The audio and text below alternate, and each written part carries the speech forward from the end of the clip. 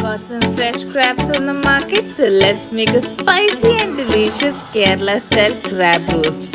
So first let's clean the crabs and keep it aside. Then grind some fennel seeds, pepper, ginger, garlic. Grind it well. You can also use a blender here. Then heat some oil and add the grinded masalas. Cook it along with some curry leaves. Then add some onions and green chillies with some salt. Cook till the onion softens. Next, add some turmeric, mix it again, then add Kashmiri chilli, red chilli, garam masala and coriander. Cook for around 5 minutes and then add some tomatoes, cook till it softens. Later, add the clean crabs along with some water. Mix this well and cover and cook it for 10 to 15 minutes. And your dhamakedar, spicy, juicy crab roast is ready. So do give this recipe a try. Bye.